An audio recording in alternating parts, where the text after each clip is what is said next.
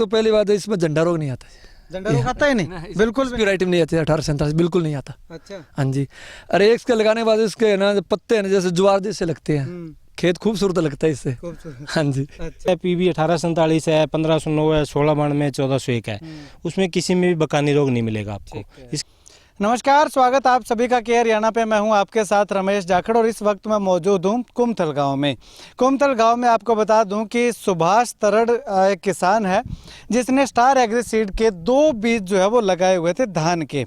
इससे पहले मैंने आपको एक वीडियो दिखाया था कि किस प्रकार से जो स्टार एग्री सीड का जो 713 नंबर बीज है उसमें किस प्रकार से जो है वो हमें काफ़ी अच्छा रिस्पॉन्स देखने को मिला था। तो उसी के दूसरे खेत में इस वक्त मैं मौजूद हूँ और वही किसान यहाँ पे हमारे साथ मौजूद है। ये जो है वो बीज की अगर बात करें 1847 बीज जो ये लगाया हुआ है स्टार एग्री सीड का।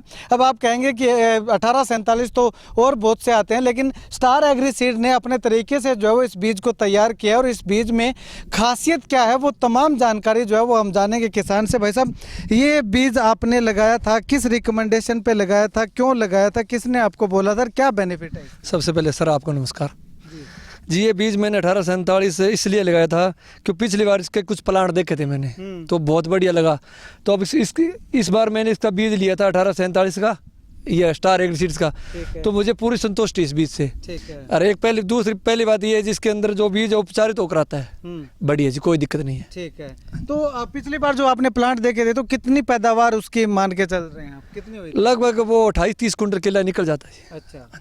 अरे इस खेत के अंदर पानी भी बढ़िया मेरा। अच्छा, पानी भी बढ़िया। मतलब जो पिछली बार मैंने आपको दिखाया ना पिछली वीडियो में 18 से वो स्टार एग्री सीड्स का जो था PR 713, उस खेत में पानी कुछ हल्का था, इसमें पानी बढ़िया है। अच्छा, पानी बढ़िया। हाँ जी। तो बढ़िया पानी में यहाँ पे आपने वो अगर लगाया होता तो और ज्यादा होता फिर? हाँ जी। तो ये अगर बात करें तो भाई साहब कितनी का आपने इसमें केयर की है, किस तरह से आपने इसको संभाला है? जी केयर इसमें एक तो पहली बात है इसमें झंडा रोग नहीं आता। झंडा रोग आता ही नहीं, बिल्कुल भी प्योराइट नहीं आती 1847 बिल्कुल नहीं आता। अच्छा। हाँ जी। अरे इसके लगाने के बाद इसके है ना पत्ते है ना जैसे ज्वार जैसे लगते हैं, खेत खूबसूरत लगता है इससे। हाँ जी। अच्छा। सबसे बड़ी बेनिफिट ये है जी। ठीक है। हाँ जी। जो पड़ोसी यहाँ से निकलते हैं ना वो कह यार धान क्या चीज़ है वास्तव में, मैं कह पत्ते ज्वार जैसे है इसके। 1847 वेराइटी का होती है ऐसे। हाँ जी, ये बढ़िया जी, बिल्कुल कोई दिक्कत नहीं। हाँ जी। तो यहाँ पे आप तस्वीर देखिएगा, ये अगर मैं आपको खेत दिखाना चाहूँ पूरा तो आप देखिएगा बिल्कुल पैरेलल जो है वो ये एक दूसरा पौधा जो है वो एक दूसरे के साथ जो है वो लगा हुआ दिखाई दे रहा है। और जो इसका सिट्टा जो है वो सिट्टा जो है वो आपको ऊपर खड़ा हुआ नहीं दिखाई देगा, नीचे गिरा हुआ दिखाई देगा, क्योंकि ऊपर जो पत्ते हैं वो ज्वार की तरह ऊपर हमें दिखाई दे रहे हैं। कोई भी ऐसा नहीं है कि ऊपर नीचे जो है वो पत्ता या पौधा जो है वो दिखाई दे रहा हो, एकदम बिल्कुल पैरेलल सपाट तरीके से जो ये धान की खड़ी फसल जो है वो हमें दिखाई दे रही है।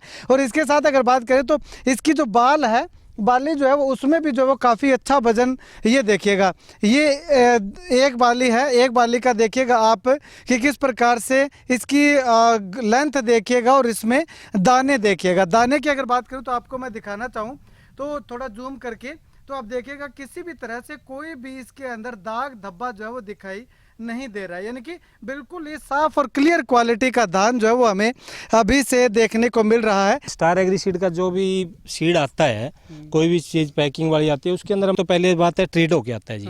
उसका क्या फायदा है बेनिफिट को, तो इंसेक्टिसाइड फंगीसाइड हम हाई क्वालिटी का लगवाते हैं, उसमें एक तो सीड खराब नहीं होता जी। दूसरा जैसे धान में समस्या रहती है फार्मर को, जैसे बासमती की बात करें तो झंडे रोग की जी, PB 1847 है, 1509 है, 1692 1401 है, उसमें किसी में भी बकानी रोग नहीं मिलेगा आपको। तो भी किसानों को दिखाएंगे भी इसमें हमारे कोई बकानी रोग नहीं है। उसकी वजह से फार्मर का खेत स्टार्ट से लेकर लास्ट तक हरा रहता है, उसका पैदावार बढ़ती है। अभी ये झंडा पत्ता है, अगर अभी तक ये ग्रीन खड़ा है बिल्कुल, तो इसका मतलब है ये इसकी पैदावार बढ़िया आएगी। अगर ये पत्ता पीला हो गया या सूख जाएगा तो इसकी पैदावार बढ़िया नहीं आएगी। और दूसरी क्या समस्या रहती है कि दानों में धब्बे पड़ना या दाने सूख जाना। इस बार जैसे मौसम की मार थी जी, उस टाइम क्या था, खेत बिल्कुल तैयार थे, ऊपर से लगातार बारिश हो रही है, तो लोगों के खेत खाली रहेंगे जी। तो हमारे ये जो भी वैरायटी आप देख रहे हैं, आपके हाथ में भी आपने ले रखा है, तो इसमें कोई भी आपको कहीं भी मुंजर में कोई भी दाना आपको खाली नहीं दिखेगा। आगे वाला ये भी पूरा आगे दाना वाला भी भरा हुआ है बिल्कुल। ये दाना बिल्कुल लास्ट का दाना, ये भी बिल्कुल भरा हुआ हाँ है। जी। तो इसका मतलब ये भी जो शोध करके फार्मर को देते हैं या उसको ट्रेड करके देते हैं, उसका फार्मर को लास्ट तक बेनिफिट मिलता है। फार्मर को सबसे मेन प्रॉब्लम 1401 में बकाने की थी, उसकी वजह से फार्मर ने 1401 छोड़ दिया, वो दूसरी वैरायटियां लगाने शुरू कर दी। तो उसकी जगह हम 1401 लगवा रहे हैं, फार्मर बिल्कुल खुश है जी। खुश है, मतलब कि वो बकाने रोग खत्म हो बिल्कुल खत्म कर दिया हमने जी ट्रीटमेंट से जी। ठीक है, शुक्रिया बातचीत के लिए। केवल एक धान में ये कंपनी काम नहीं कर रही है, बल्कि ग्वार, बाजरा है, सरसों है, गेहूं है, जो है, इन तमाम फसलों के भी बीज जो है वो इस कंपनी के बहुत ही बढ़िया और उपचारित बीज हो करके जो है वो आपको मिलते हैं। तो आप जो है वो इनसे संपर्क कर सकते हैं और फील्ड विजिट कर सकते हैं, इनसे उन तमाम बीजों के बारे में जानकारी ले सकते हैं। खैर, धान की 2 वेराइटियाँ मैंने आपको दिखा दी। उम्मीद करूँगा, कोशिश करूँगा कि तीसरी वेराइटी जो बासमती का है 1401, उसका फील्ड भी आपको विजिट करवाऊँ कि आखिर किस प्रकार से कितनी जो मात्रा के अंदर जो वो धान निकलता हुआ दिखाई दे रहा है, कितनी पैदावार आने की संभावना दिखाई दे रही है। खैर, इस वीडियो को लेकर के और इस धान की खासियत क्या है कि झंडा रोग नहीं आता है, इस खासियत को लेकर के आपकी क्या कुछ राय है, कमेंट करके ज़रूर बताइएगा। और स्टार एग्री सीड का कोई भी प्लांट आपने लगा रखा है या कोई भी बीज अगर आपने लगा रखा है तो उसका फीडबैक क्या है, वो भी कमेंट सेक्शन में कमेंट करके ज़रूर बताइएगा।